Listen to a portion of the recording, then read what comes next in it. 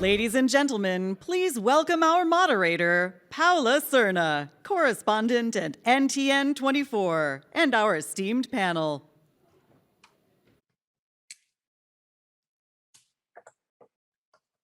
Hello. Thank you very much and welcome everyone to this conversation. Thanks a lot to all the presidents. This is a critical role of Latin America in the Western Hemisphere. Thank you, Concordia, also for highlighting the region, the potential role in these critical moments of the world. Thank you all for being here with us. And well, I would like to start with the questions, with a basic question about to each one of you. I would like to ask your opinion about what could be the positive role of Latin America in this Western Hemisphere. I've got a mission here. It has to take no more than 2 minutes, everyone, to intervene, because we only have 20 minutes. We'd like to start with President Tuto Quiroga. What do you think of it, of the importance of the region for this hemisphere? Thank you, Paola. Thank you, Concordia, and hello, Kentucky, home of the very good bourbon, I hear. We'll have to attest to that later. Great racing horses, the Kentucky Wildcats, I remember, and home of the greatest, Muhammad Ali. So pleasure to be here with you. Latin America, Paola, I would think it's a critical juncture, and I will not try to force this. I'll tell you what I truly feel. The democracy is in play. Freedom House comes out with the reports that show that it's in retreat. But I don't want to talk about Ethiopia or Myanmar. Let's talk about the two regions that have democratic agreements, Europe and the Americas. We have signed human rights conventions, respect for the freedom of the press, alternation in power. We have agreements that bind us. And it is in play in those two places. In the next 3 months, by the time we gather again at the Concordia event in July, we will know what is the future of democracy in Europe and Latin America, based on what happens in Ukraine and Colombia. I truly and strongly believe that. If Zelensky is still in Kiev, he's still running Ukraine, and he defeats Putin, it will have a great contagion effect for the rest of us. In Colombia, if Maduro's buddy, they call him Mr. Petro, he's retro with Petro, backwards with Petro, he would take Colombia down a path that he has never traveled before to a peace, if not directly partake with authoritarian regimes. So when we gather in July, we will know. And I, for one, believe strongly that the importance of Latin America is, or the future of Latin America will be determined by what happens in Ukraine. If you don't believe me, remember Hugo Chavez. He bankrolled Yanukovych's campaign in Ukraine, lots of money. He gave Lukashenko in Belarus $500 million so he could pay Putin back. Dictators are always linked. So if democracies don't bind together, we will have great problems, and I strongly believe if we want a free Venezuela, Cuba, and Nicaragua in Latin America, we gotta have a free Ukraine. They will all be sovereign, free, and independent, or none will be. Thank you, President Quiroga. Let's follow with President Uribe. I want to know your opinion about this question. Thank you. It is a great honor to be here with Concordia again and to chair this panel with these distinguished leaders of our region, President Lacalle and President Quiroga. I don't see in Latin America a unified region to look with one single vision, the international problem of Russia and Ukraine. At this moment, every country in Latin America is walking alone. Colombia, by itself, has the opportunity to save its democracy again. If Colombia saves its democracy, if Chile could overcome these very difficult moments against the rule of law, against the entrepreneurial spirit, countries such as Colombia and Chile could determine a new vision of the region, a vision to unify the region around the rule of law. Otherwise, it is very much more difficult. Thank you, President Uribe, President Lacalle, your opinion. I think that perhaps if you look at the main problems of the moment, Latin America is in a third or fourth order of precedence of importance. But anyway, the world nowadays is fighting for democracy from the political point of view, but at the same time this crisis raises the issue of food and energy.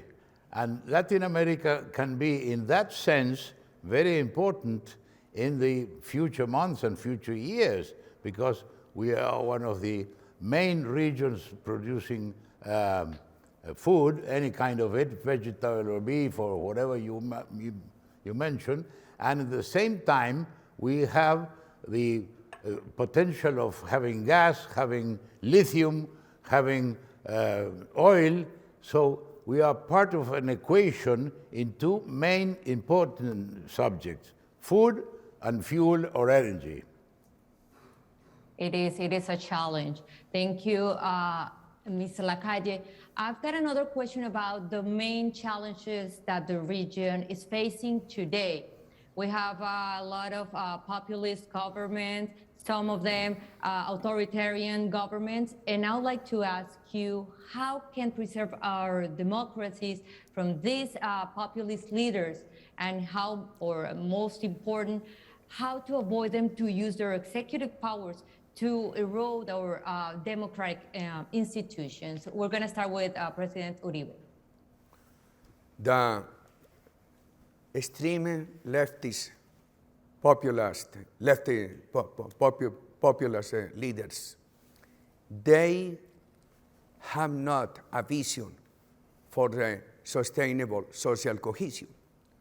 They begin by trying to overcome poverty, but the restriction they impose to freedoms, the restriction they impose to the private sector, and at the end, impair the possibilities to overcome poverty.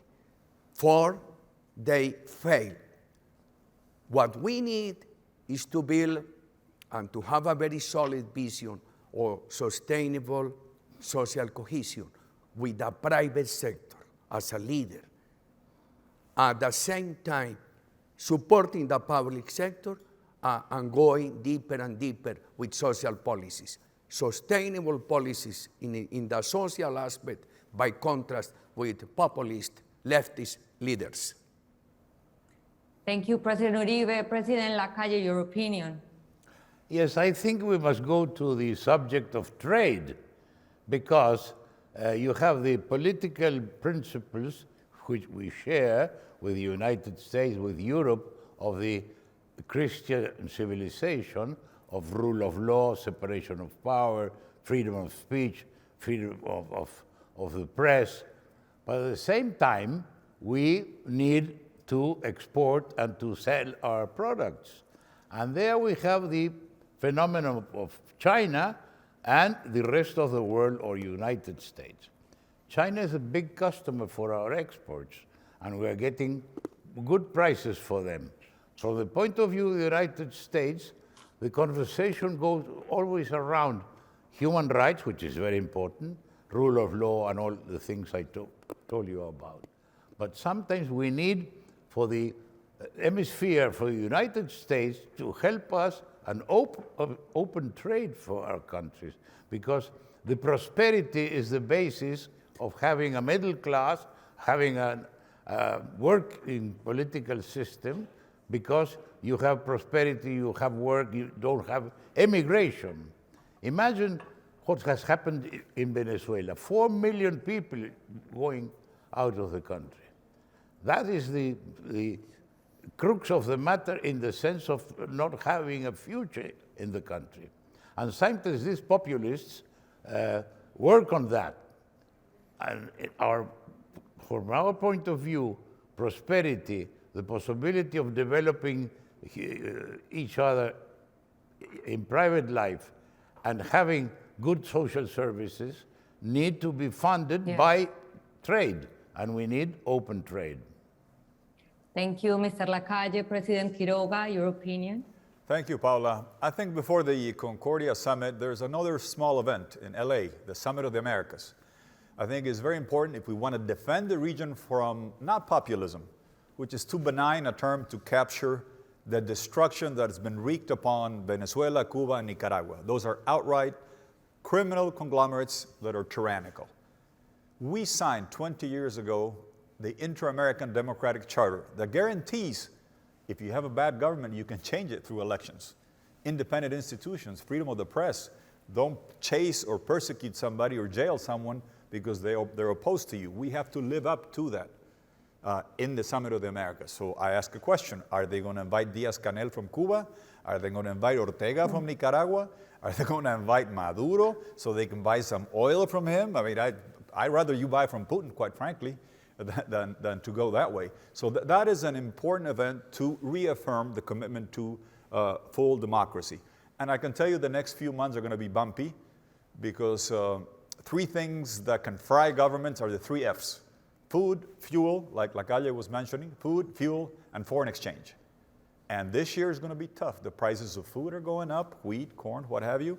The prices of fuel are going up. And with the 6 interest rate hikes in the US, a lot of money is going to flow out, so there's going to be problems with exchange rates and the valuations. Is going to be difficult. More reason than ever to uphold democracy and keep it on the good right path. And by the time the Summit of the Americas rolls around, Concordia, we will know what has happened in Colombia. But I shudder at the thought that Fidel Castro's long-held dream, which is a tyrannical nightmare, can come true. He's always wanted, always, since Bogotazo in the 1940s, since 1960 when Venezuela kicked him out of the OAS, to run the geopolitical Caribbean triangle. Mexico's big, Brazil's big, but things get decided in Cuba, Venezuela, and Colombia. And Cuba has never had control of them, all three at the same time. There is a distinct possibility that we go backwards, retro with Petro, in Colombia, and Fidel Castro's nightmarish dream can come true, and that would be the devastation of democracy. I, for one, I'm not a Colombian, but I hope it doesn't happen, and Colombia, which has been a bulwark against these tyrannical regimes, keeps a democratic path and keeps the direction it has held. Let's hope so for my country. I want to ask about Russia. Let's talk about it and all the intervention that this country is having in Latin America. Recently, in the show La Noche, which is directed and anchored by our director Claudia Gurizati, we revealed a scheme of Russian money that arrived to Colombia to illegally finance demonstration against the government, and most significant, to promote violence. How do you think the Latin American countries should react to prevent and prosecute these foreign attempts to destabilize Colombia and the region? President Lacalle.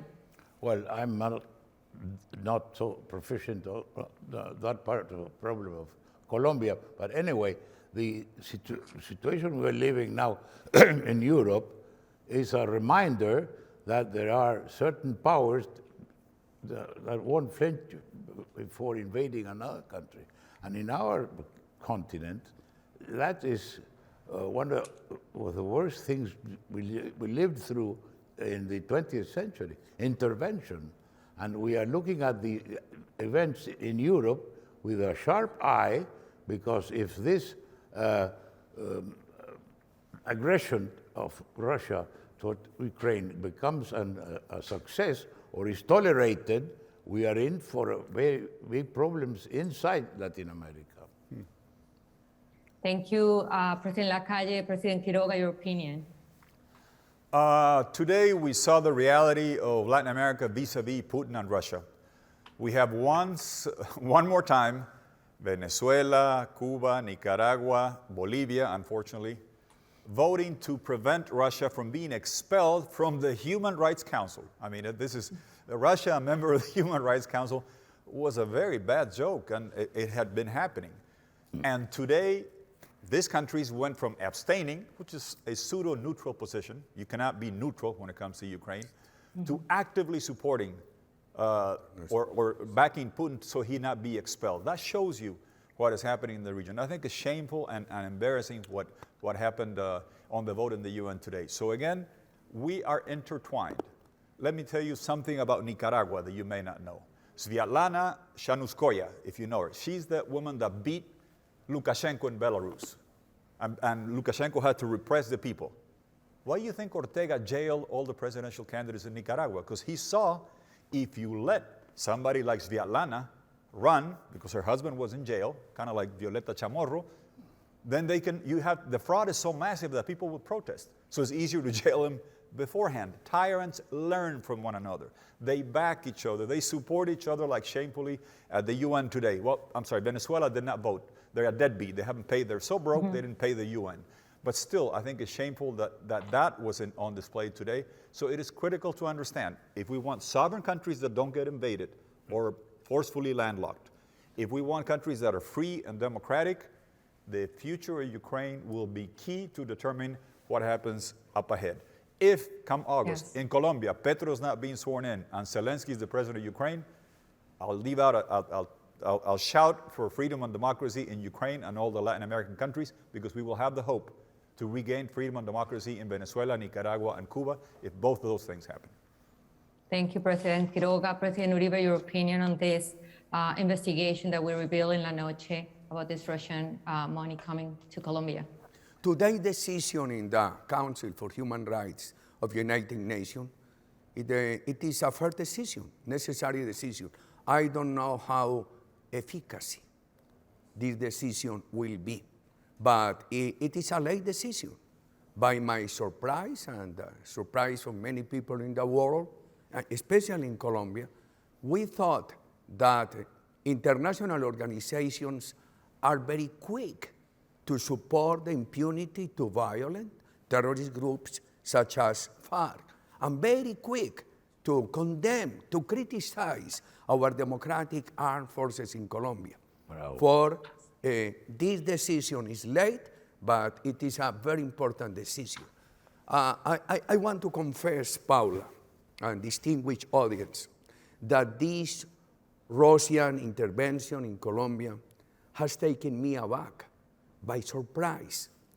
I didn't think that it could happen in my country. The government has proceeded with all the strictness, and I still preserve the hope that this could be not a Russian, an institutional problem created by the Russian government, sino an isolated problem. But in Colombia, for first time, there are growing rumors on the problem with the system of information for the electoral, elections to come in. Therefore, there are reasons for concerns at this moment. And finally, Paola, the debate is not the alternation of power. The debate is not on the alternation of democratic power. The debate is in between democracy and a new communist that arrives to power through elections and after they suppress democracy. Thank you very much, President Álvaro Uribe, President Tuto Quiroga, President Lacalle. Thank you all for being here with us, and thank you for inviting me to make a part of this important meeting happening today. Thanks a lot, and have a great rest of the day for you all. Thank you. Okay. Oh, good.